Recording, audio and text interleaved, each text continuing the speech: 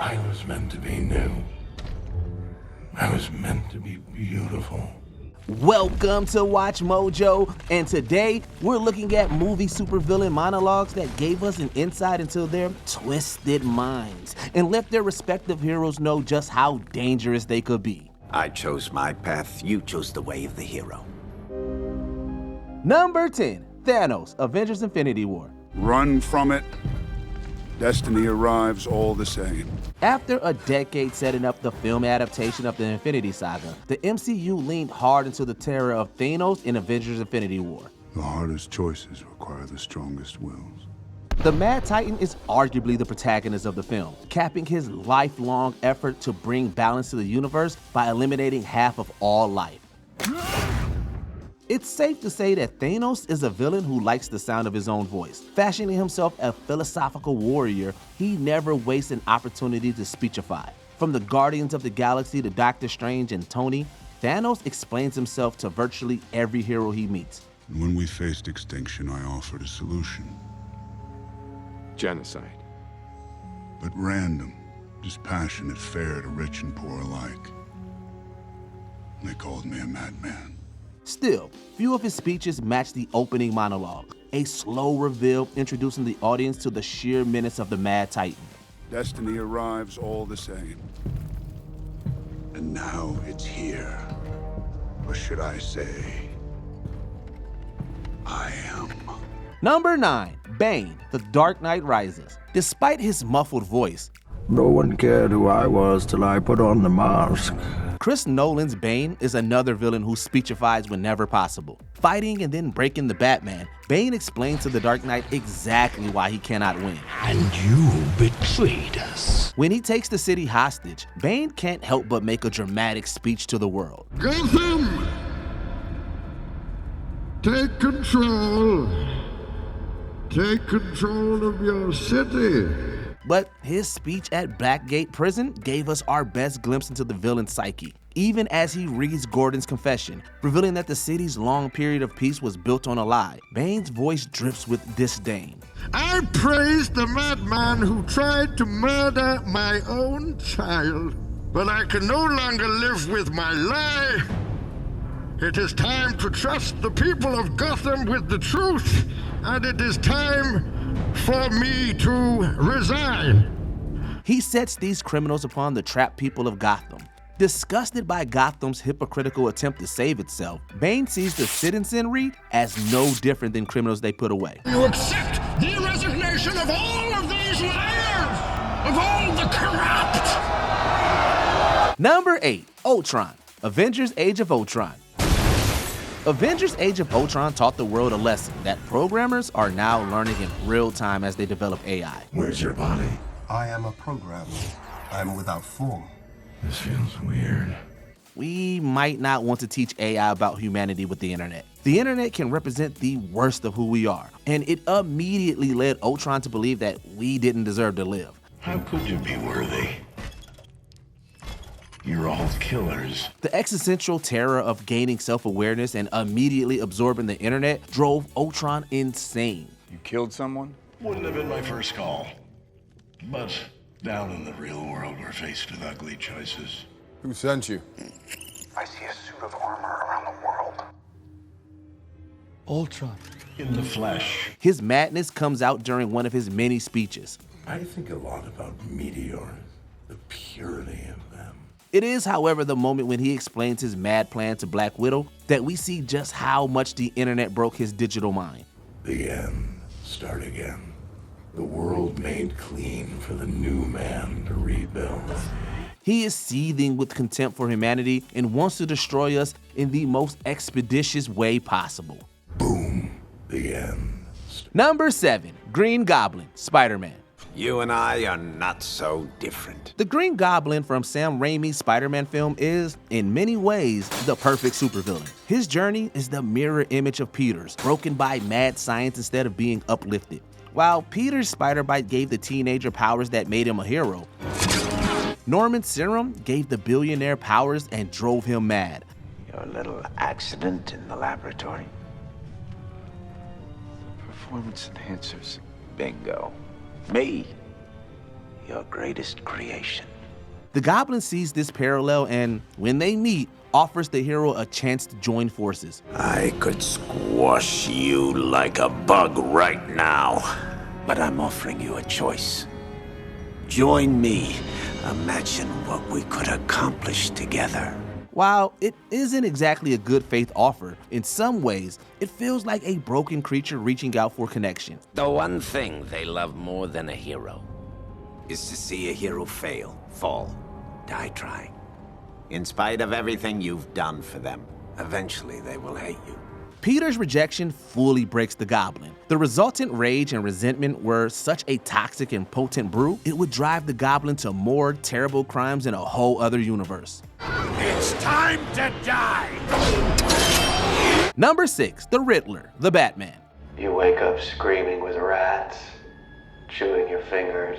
The Gotham City presented in Matt Reeves' film is perhaps the bleakest iteration of Batman's home ever put on film. It spent decades struggling with rampant crime, economic depression, and corruption. Both Batman and the Riddler were born of this crucible of suffering. I just ordered a slice of pumpkin pie. When Riddler is arrested, Batman has a chance to speak with his erstwhile nemesis. It's a testament to Paul Dano's performance that the villain is simultaneously creepy and sympathetic. Let's talk about the billionaire with the lying dead daddy, because at least the money makes it go down easy, doesn't it? Bruce Wayne. He explains his humble, horrific origins to the hero. Their respective origin stories were quite similar, separated only by wealth. Even as we vehemently disagree with Riddler's psychotic methods, we understand what drove him to that dark place. You and I both know. I'm looking at the real you right now. My mask allowed me to be myself completely. No shame. Number 5, Helmut Zemo, Captain America: Civil War. And the Avengers? They went home. Uncle Ben and Aunt May famously taught Peter Parker that with great power comes great responsibility. With great power comes great responsibility. Zemo is the consequence of not taking that responsibility serious enough. The Avengers' efforts are not always without collateral damage. In Age of Ultron, a misguided project to protect the world instead nearly destroyed it. The nation of Sokovia paid a heavy price, suffering great destruction at the hands of Ultron. Zemo lost everything in that attack.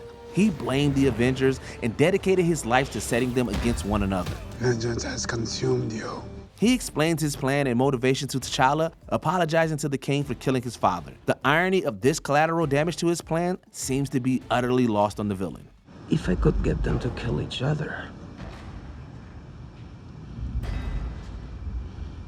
I'm sorry about your father.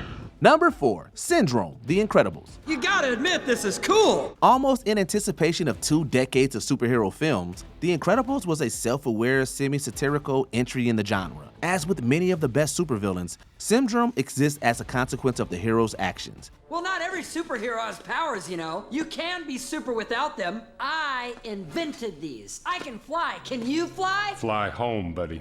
I work alone. Oui, et ta tenue est complètement ridicule! Just give me one chance. I'll show you. I'll go get the police. He started out as a buddy, a super fan of Mr. Incredible who wants to become the hero's sidekick. I'm your #1 fan! But he doesn't take rejection well and grows up to use his technical skills to become a supervillain.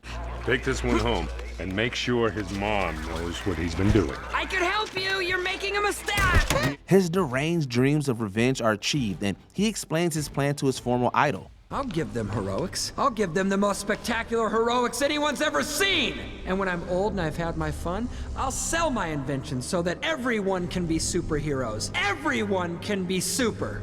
In a comedy meant to subvert the genre, even while being a standout within it, Syndrome's monologue is hilariously self-conscious. What have we here? Matching uniforms? Oh no. Elastigirl? You married Elastigirl? Oh, and got busy! Number 3, Magneto, X-Men: Days of Future Past. You built these weapons to destroy us. Why? In the wake of the release of X-Men '97, there has been a small but vocal anti-woke backlash online. However, Most fans of the X-Men have long understood that the mutant heroes were born as a reflection of the American Civil Rights Movement. Humanity has always feared that which is different. Well, I'm here to tell you, to tell the world, you're right to fear us. We are the future. Magneto and Professor X represent two possible responses to oppression: violence and the attempt to peacefully coexist. We are the ones who will inherit this earth.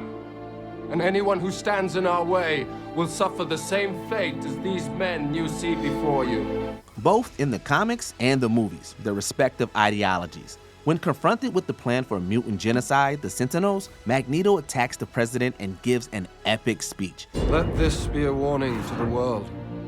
And to my mutant brothers and sisters out there, I say this: no more hiding, no more suffering. He vents a lifetime of rage at injustice, declaring a war of resistance. Join me. Fight together in a brotherhood of our kind. A new tomorrow that starts today. Number 2, Ozymandias, Watchmen. This represents the culmination of a dream more than 2,000 years old. A dream now assured because of your unquestioning assistance. Watchmen is the 2009 adaptation of writer Alan Moore's bleak depiction of a humanity replete with superheroes. It's a dark vision presenting a grim, depressing view of human beings. Each of the heroes has their own dark perspective, though none as severe as Adrian Veidt's. You listen. Ozymandias is revealed to be the big bad, working behind the scenes in a plan to bomb billions. May he rest in peace. He believes that the only way to unite humanity is through suffering and creating a mutual enemy. Ozymandias explains his plan using his superior intellect and logic to convince all but Rorschach of the righteous of his worldview. I am ashamed. Ashamed that you must now share such inadequate a reward. To the pharaohs, their greatest secrets entrusted to their servants. His is a supervillain monologue that actually convinces the hero to surrender, making it one of the most effective villain speeches of all time. What in life does not deserve celebrating? Before we continue, be sure to subscribe to our channel and ring the bell to get notified about our latest videos. You have the option to be notified for occasional videos or all of them. If you're on your phone, make sure you go into your settings and switch on notifications.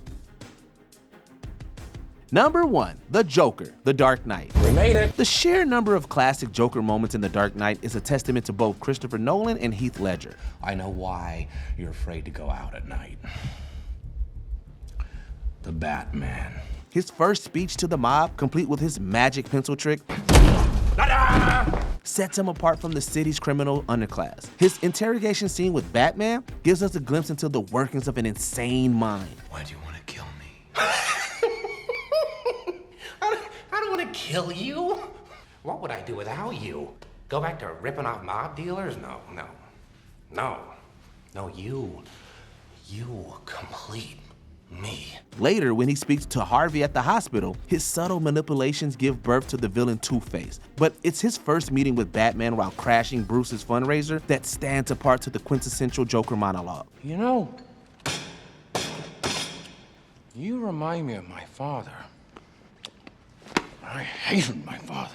His "how I got these scars" speech exudes pure menace. We understand how this lunatic really can terrorize an entire city by sheer force of personality. I stick a razor in my mouth and do this to myself. And you know what? She can't stand the sight of me. What is your favorite supervillain monologue? Let us know in the comments down below. Somehow, I managed to find cover, and what does Baron von Ruthless do? He starts monologuing. He starts monologuing. He starts like this prepared speech about how feeble I am compared to him. Did you enjoy this video? Check out these other clips from WatchMojo, and be sure to subscribe and ring the bell to be notified about our latest videos.